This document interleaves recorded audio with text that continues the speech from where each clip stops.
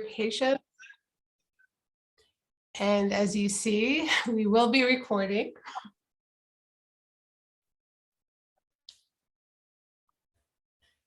Okay, I'm going to go ahead and get started since the beginning it's just the agenda while people continue to filter in. Hello, everybody. My name is Rania Kelly. I'm the co-chair at Mass Families. And we're here today for the MA21 Alliance. Our agenda is pretty simple. We're going to start off with a welcome and some feedback. We're going to go through some recent happenings. We're going to review the state budget. We're going to have an education session with the 5 issues. We're going to talk about what you can do next. And please keep in mind, the first hour is going to be our structured presentation. The last 30 minutes will be an open dialogue, so everyone will have a chance to ask questions and tell stories and whatever you want to do at that point. It will be an open dialogue for 30 minutes. So that is it. Then we will adjourn and let's get into it. Why we are here. So we want you to be active participants in the advocacy efforts to make self-direction work for everyone. I have a 10-year-old son who is autistic with intellectual and developmental disabilities. And I'm here because I'm hoping we fix this well before he turns 22. So we can do this together. This call will focus on advocacy efforts and not on how to self-direct or individual problems. And we wanted you all to know Massachusetts needs to make a self-directed service model work for everyone who chooses it. And right now, not a lot of people are choosing it, but the research does show that people who live self-determined lives are happier, they're better employed, they're educated, and they have an overall better quality of life. People with disabilities and their families, they currently report that they don't have the information and resources that they need to self-direct because it's not being provided. And we're here to change that with your advocacy help. So what is self-direction? We'll just go over it really quickly before we start. Self-direction lets you choose your own services so you can live the life that you want. When you self-direct your services, you will have the flexibility to choose the right supports for you, the staff you want to work with, and a schedule that works best for you. This means you would hire, purchase, and manage services and supports with some help from the Massachusetts Department of Developmental Disabilities, DDS, family, and others. Why we have the right to self-direct? In 2014, the Real Lives Law was passed to give people with disabilities and their families the right to choose the services and supports that they need through DDS. The law says that DDS needs to educate their staff and those they serve about self-direction to make sure this can happen. Who is MA21? Well, the Massachusetts Alliance for the 21st Century Disability Policy, MA21, was formed in 2007 to protect the right of people with disabilities to self-direct, and through its efforts helped pass the Real Lives Law in 2014. MA21 is a partnership of self-advocates, family members, other stakeholders, and disability advocacy organizations, including Massachusetts Advocates Standing Strong, Mass Families, the ARC of Massachusetts, Massachusetts Down Syndrome Congress, Advocates for Autism of Massachusetts, Massachusetts Sibling Support Network, Disability Law Center, and Massachusetts Developmental Disabilities Council. A lot of Massachusetts in that list.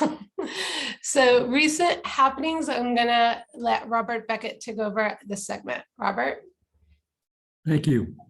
My name is Robert Beckett. I'm the father of a son who is 45 years old and who has Down syndrome, and he's lived with my spouse, my son's mother, during his entire life, and he's been participating in self-direction since about 2018. Ed, maybe can you tell me how many people are on the participating at this point? Is Ed on the line? We've got a little over 60 people, including the presenters in the group today. So we have close to 60 people, and that's pretty much what the count has been. We have many more registered, but that's pretty much the count that has been for both the January meeting and the March meeting. So this is our third meeting. So you can read what the recent happenings in terms of just the general statement of them. Let's go right to the next slide, Rania. So one of the efforts that MA21 has been involved in now for a year and a half, its first approach was really to go directly to Department of Developmental Services and try to work with them. And we pursued that for almost a year. And then, or 8 months. And then we then kind of focused on trying to move through the Self-Determination Advisory Board. And that the Self-Determination Advisory Board is a statutory advisory board established under the Real Lives Law. It's quite a diverse group. It's got 20 people on it, and it's 19 are appointed by the commissioner, but 10 of them of the 19 are participants and families members. So it's a pretty good diverse group. And we have been following the Self-Determination Advisory Board now for about seven months or so. And we've been able to develop through our MA21 that there have been many individuals just participating in the meeting by just being there. The public comment session is only about 5 minutes, but it's very helpful if people are there.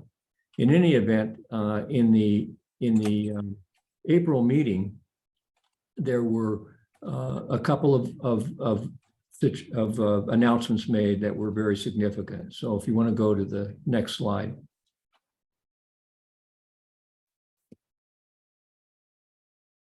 Okay, so hopefully the 60 plus who are on this, have been following us, most of them in January and the March meeting. And in late October of 2022, less than a year ago, DDS issued proposed regulations. And on November 21st of 2022, a couple days before Thanksgiving, was the public comment process. MA21 was prepared for that and spearheaded, organized a real effort to get over 100 people on the public comment session, and about 20 people presented, 20 plus people verbally presented, and another 20 plus people provided written comments to DDS. And that certainly had an effect. If anyone is interested in that, when we get to the website, there's a link to a library on the website, and you can all look at the written comments. So at the April meeting, DDS announced that as a result of the public's advocacy, it was very likely that they're now going to have a second public comment period. So we're looking forward to DDS working with advocacy groups, and they have been meeting with advocacy groups and with the Disability Law Center. They met with MA21. Those are ongoing meetings. Self-Determination Advisory Board members are having a chance to have input and so we're expecting that perhaps sometimes over late spring, this summer, that we'll have those proposed regulations going through another public comment session period.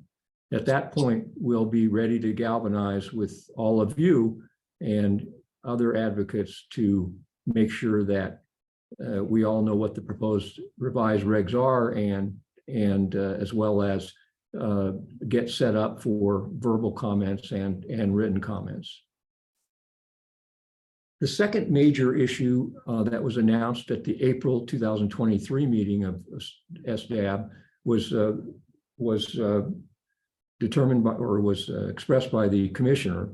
And earlier this year, DDS set out a request for proposal to contract to implement a needs assessment tool. And at the April meeting, it was announced that the DDS plans to use the support intensity scale tool, which has been developed by the American Association on Intellectual and Developmental Disabilities. That's AAIDD. Now, this is not confined at all to self-direction.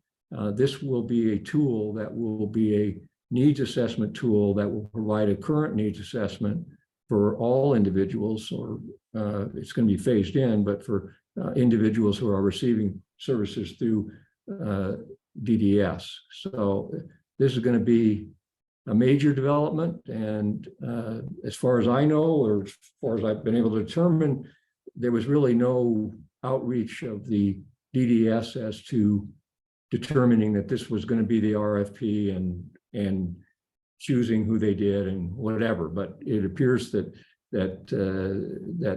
that's what's going to be happening, and the American Association on Intellectual and Developmental Disabilities, AAIDD, is meeting with the department. It's been awarded the contract. It's meeting with the department this month in May to develop its work plan. And the work plan looks pretty aggressive in terms of getting it start to do these needs assessment. You know, fundamental to the process of both Medicaid waivers and to state regulations is that individuals with disabilities who receive services from DDS have a current needs assessment. So the decision was made by the department that they wanted to get an assessment tool that has been pretty much vetted through research. Okay, so on to the next scale. So with respect to the Self-Determination Advisory Board, we would really, MA21 really believes that the public attendance, again, even though you don't really have an opportunity to say anything, there's a 5-minute public comment session, but it's really supportive of the advisory members.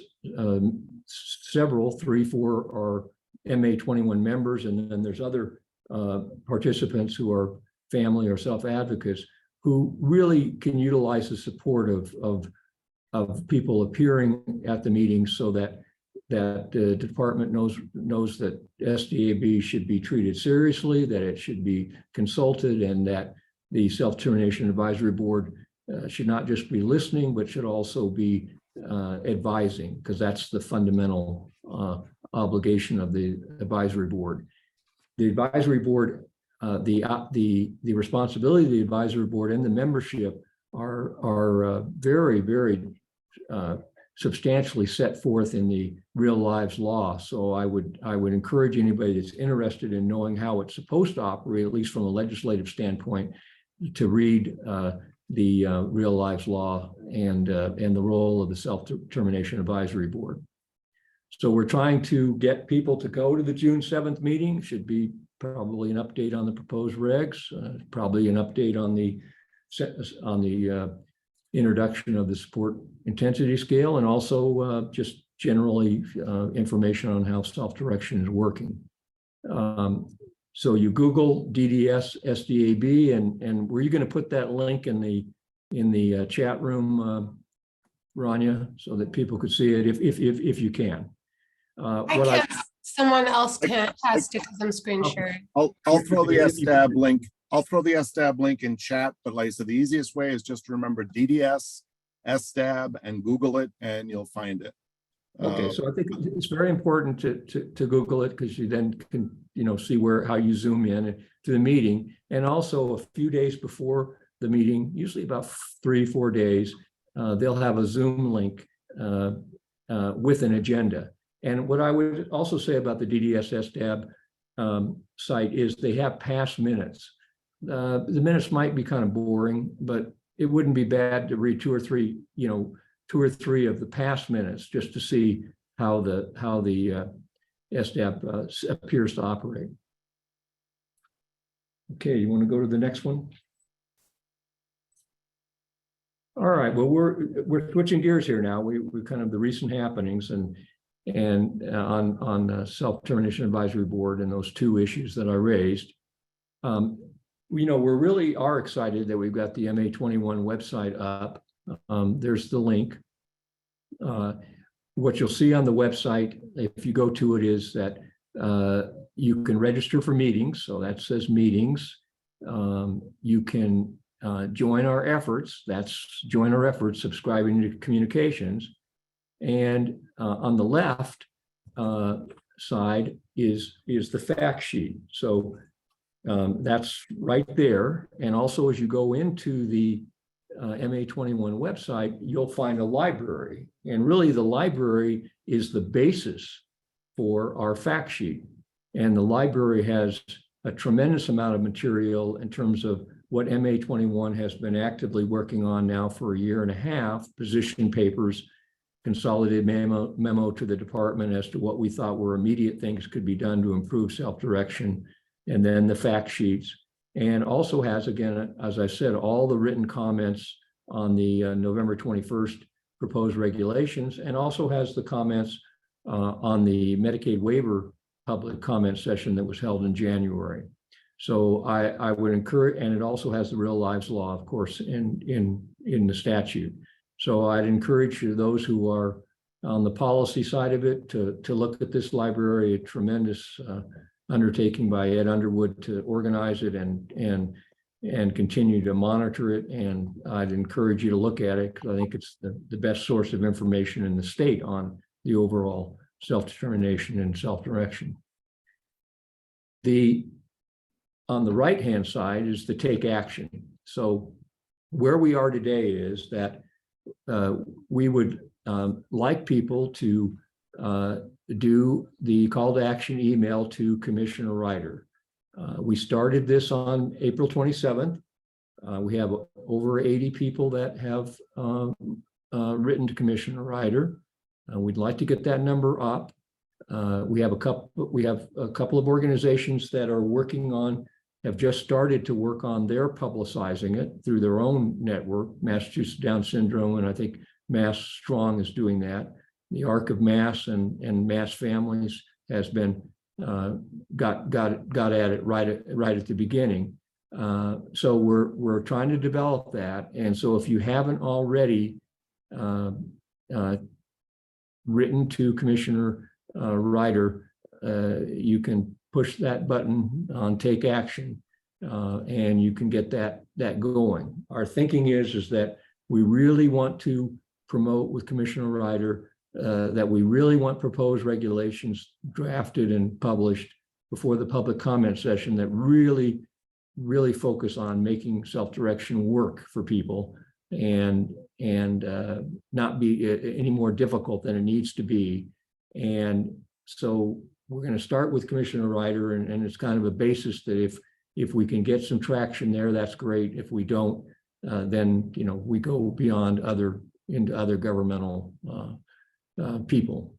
So Robert, if I may, for a moment, just to underscore your comments, in the text, I put in the direct link to the call to action. It's a really easy thing to do. You fill in a couple of fields and you can just hit send and it goes, or you can add some personalized comments about why self-direction is important to you. Likewise, you can go to www.ma21alliance.org, and that fourth button on the right, take action, gets you to that same thing. So if you do nothing else today, please complete the call to action if you haven't already done that.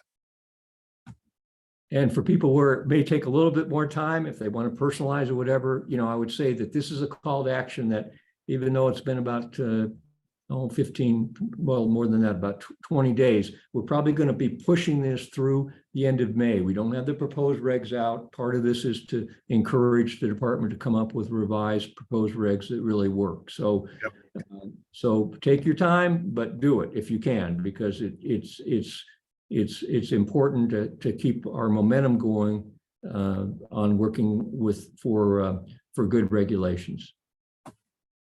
Okay.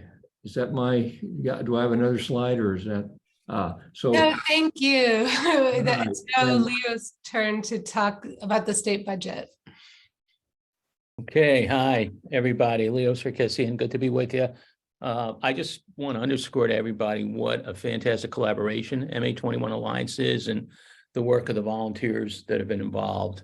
We wouldn't be where we are today. So I'm really just going over a quick summary of what's going on in terms of the legislative piece. Robert shared with you that we're trying to do things in steps. And the focus right now is on the commissioner, but Representative Carmine Gentile wanted to do an amendment based on one or two of his constituents who are very upset about the limitations imposed on them for using self-direction.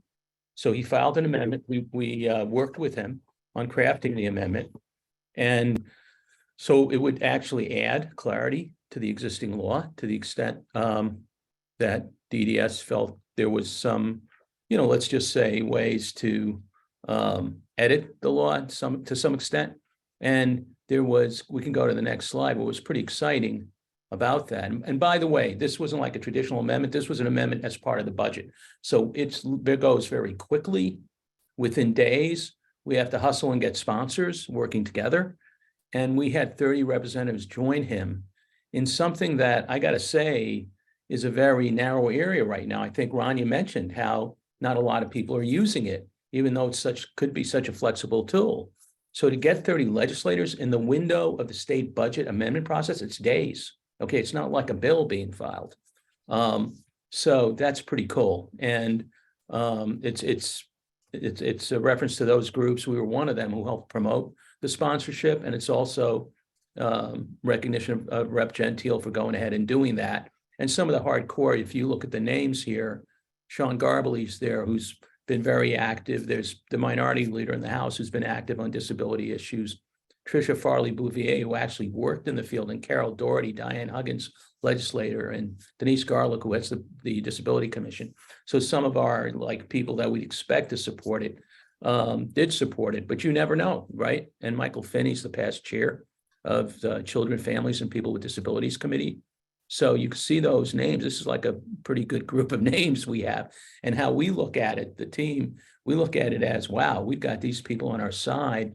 It's only up from here. Remember, there's 200 legislators. We don't need 200 legislators to get momentum. So in the last slide, what we're asking you to do, and I'm going to post it in the chat, even though it didn't pass the amendment and it's not in the Senate version, we did talk about asking a senator. We were just concerned because of the narrow window. I want to drop in the thank you email. If any of you, or if you have a friend who is in the district of any of these folks, I'm going to drop into the chat 2 items. I'm going to drop in what we're asking you to send as a constituent. Yeah, you're welcome to send it to others, but honestly, they want to get thanks from the people that vote for them or could vote for them or against them. And it's pretty simple. Thank you for co-sponsoring Budget Amendment 589 on self-direction, which was filed by Rep. Carmine Gentile, although not incorporated into the House version of the fiscal year 2024 state budget. Your support is appreciated. I hope you will continue to advance progressive, cost-effective policy that assists persons with disabilities. I or we look forward to following up in the future and personalize it. Obviously, you don't want to put both I and we. You want to put one of them. But we're going to drop that in a second because I'm going to be stopped right now. Leo, And I already dropped that in the chat so people can copy it out if they want. That would be great, Ed. I'm going to drop the second thing, which is the link on the legislative site, which in case they don't know who their rep is, that they can go ahead and look that up on the legislative site, find your legislator. So I'll add that to the chat. So that'll be available. But please, all of you know folks, and you can always send an email. Hey, could you help us? Do you live in one of these districts? And help share the news and get the support building. Thank you.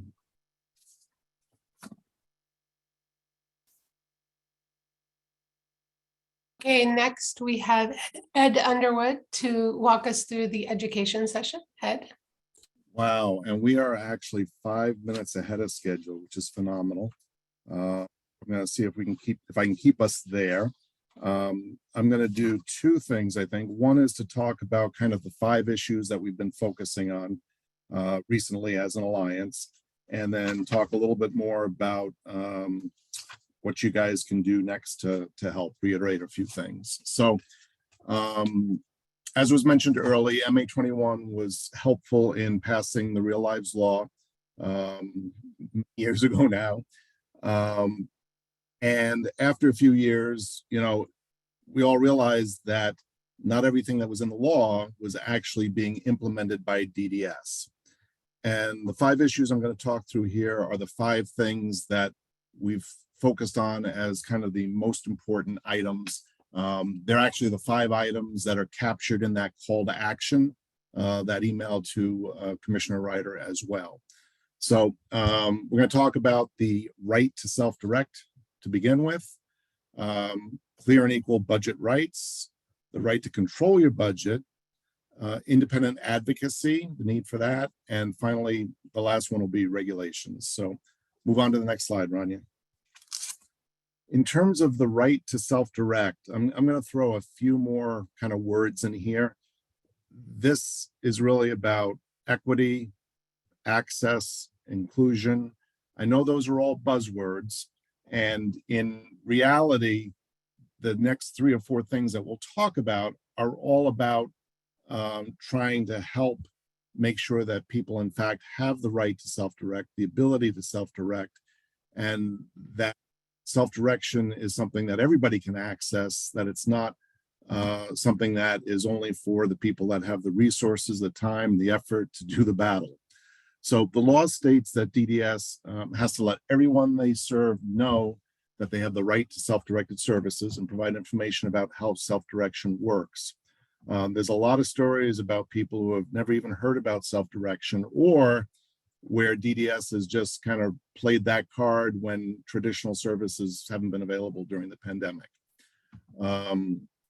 So this is a lot about getting information out and about educating staff as well as the individuals that they serve about the right to self-direct. This isn't to say that traditional services aren't good. They are great. My son participates in some traditional services, but he also does a lot of self-direction. So I want to focus on some of the other items because ultimately they all come back to, if the other things are done, the right to self-direct, the equity, the access, the inclusion issues, the other points that we'll talk about all help to support that right to self-direct. Rania, next. So clear and equal budget rights. I'm actually going to use another term here, and let me back up a little bit more. On the MA21alliance.org website, the first button across the page, where there were those 4 buttons that Robert showed you, the first one is a fact sheet.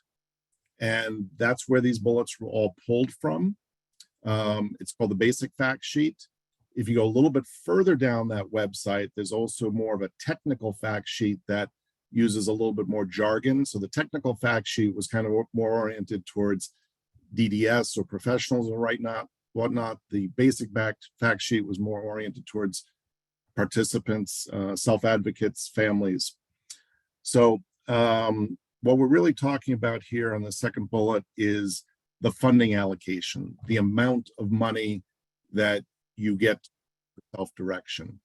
And some, I think, pretty obvious, at least to me, bullets of, a person's budget should be created in a clear way based on their needs.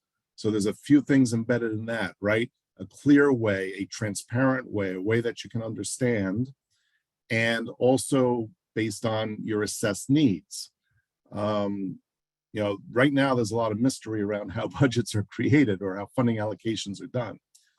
So this should work in a similar fashion for everyone. And as the cost of traditional services increase, the self-directed funding or allocations should also follow suit. The Real Lives Law is very specific about self-directed budgets, that people should get a budget that's, I think it uses the word equivalent to traditional services. So, and that's hard because even what DDS pays for traditional services is far from transparent. And then, finally, as part of that, I guess 2 other things that we're advocating as part of this is that those decisions should be communicated in writing. and that there should also be a right of appeal that is communicated as well. Ron, you go to the next slide, because I think I might have covered some of that already here. So again, current budgets are created in an inconsistent, confusing way. They don't automatically increase with traditional budgets or traditional services. And how to get more money is a challenging process that usually involves having to reach out to an area director.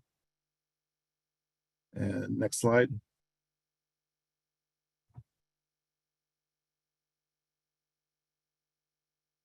So the recommendations.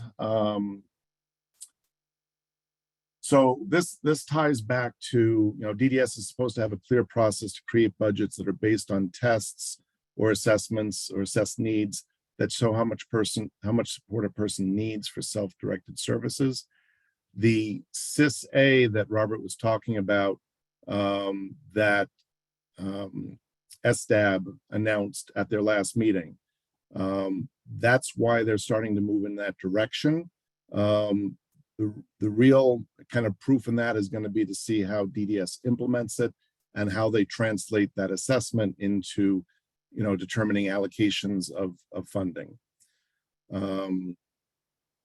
Again, third bullet is the self-directed budget should follow increases of costs or costs of traditional services. And then getting more information in writing. I know our self-directed budget was told to us verbally about a week before my son transitioned 3.5 years ago. I probably should tell you a little bit about myself. I was supposed to do that to start with.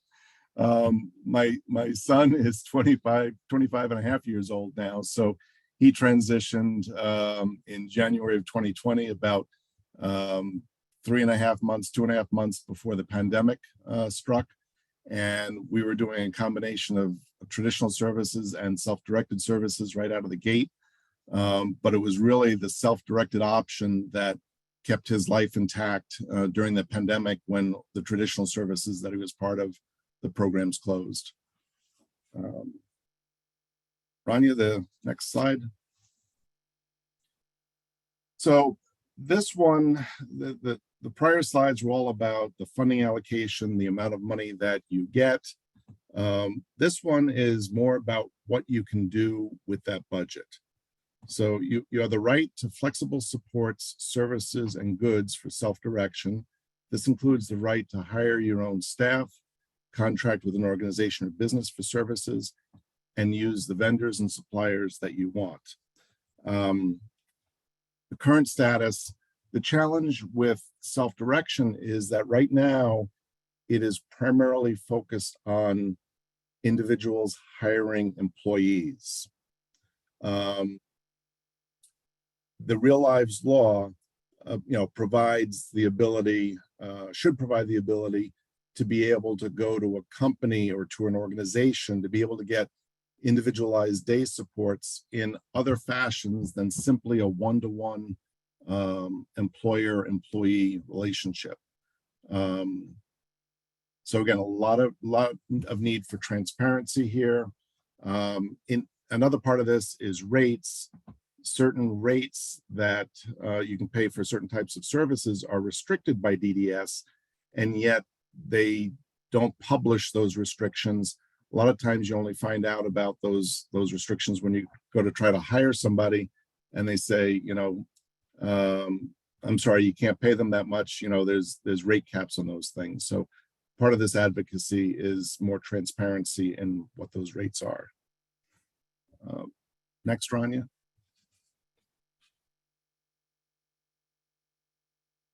So again, the recommendations are that DDS should let people directly purchase supports and services from businesses and organizations, not strictly hiring individual employees. As part of that, it's all about inclusion in the community, and a lot of times one-to-one employer-employee relationships in self-direction don't get you out, in the community in a natural sense. So allowing some of those things to be done in a small group setting and not just on a one-to-one basis, is part of what we're advocating for as well. And then the last one again was the rate piece of it. So there are a number of organizations out there who are trying to provide services to individuals that are serviced by DDS, but they find it very challenging because they get stuck under the $3,000 cap for goods and services, or they have to find other creative ways outside of self-direction to be able to provide those services. This is a really important piece of what we're advocating for. Next, Rania.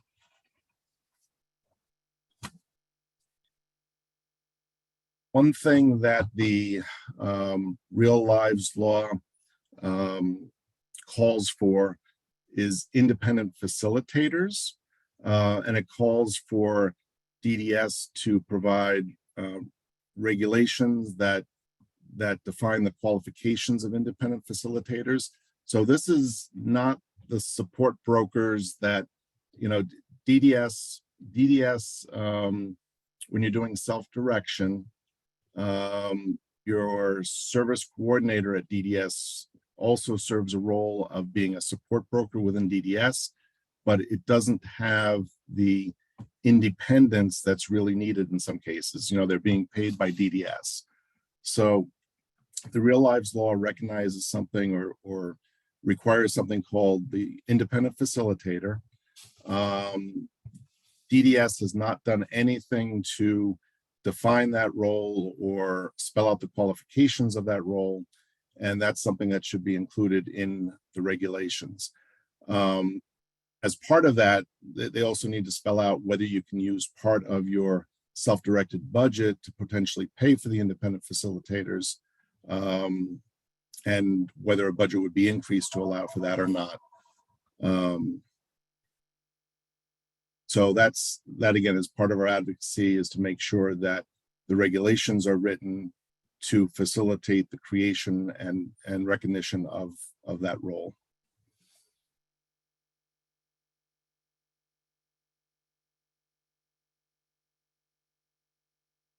Next one, Rania.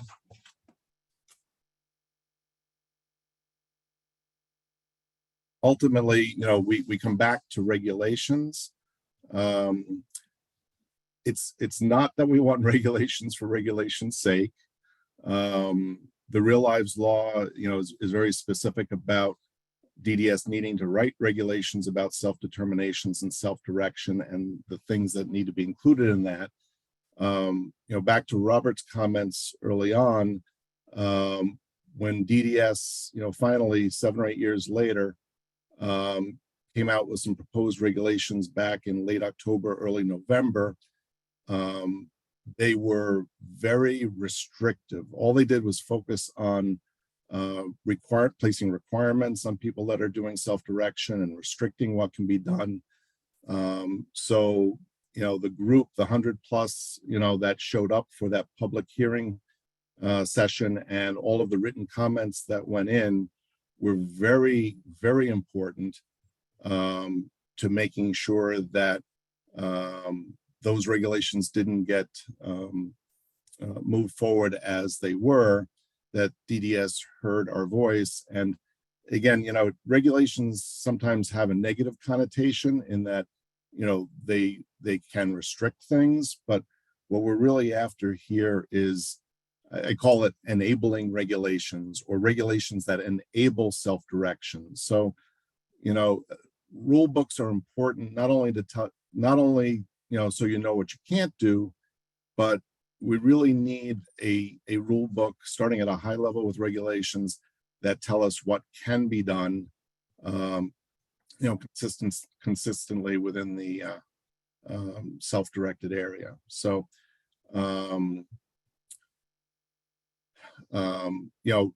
ultimately, the 4 other points that we were talking about in terms of access to self-direction and the establishment of funding allocations, and making sure that you can use your budgets to do more than just hire employees, and making sure you have access to independent facilitators.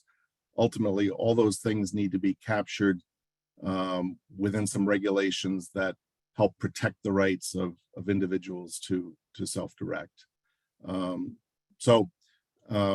learned at SDAB in April that they are planning to republish proposed regulations at some point, and that there will most likely be an additional public comment period.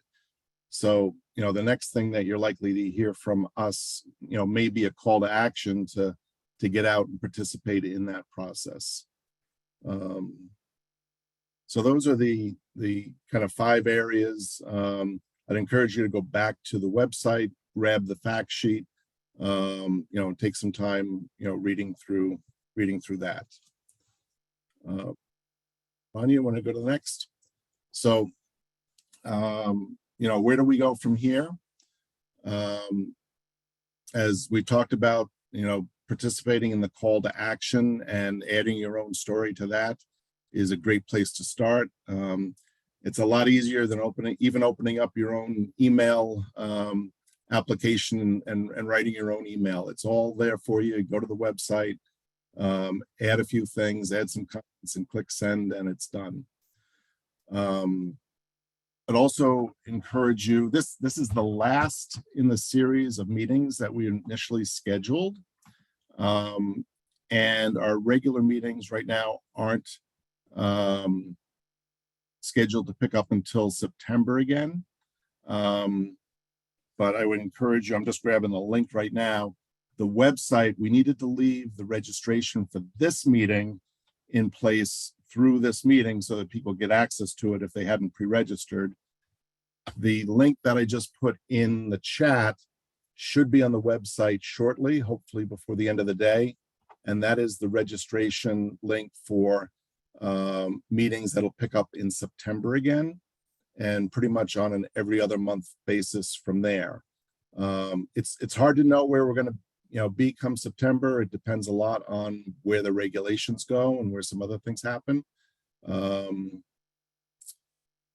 So I would register for those as soon as you can. And again, register for the or subscribe to the communications on the website so that we can let you know, if there's a need to group. We may have a emergency meeting of this group to get prepared for a public comment session for the regulations. The third item here, get to know your legislators and share your stories, build relationships. It's great to start with a thank you.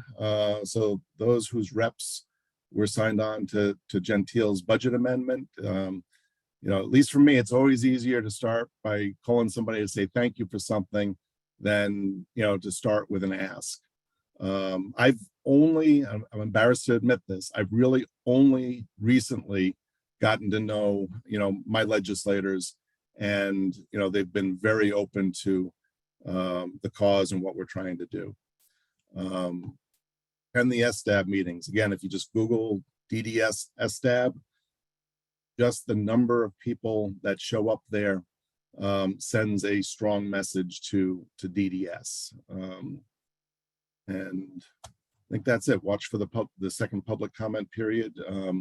We'll be broadcasting that as soon as we know when that might be.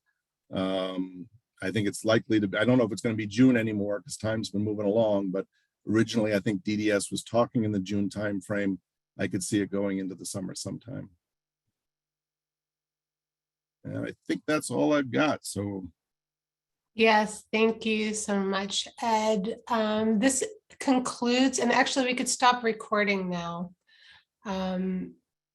If you want to go ahead and stop recording. This concludes our MA21 Alliance meeting.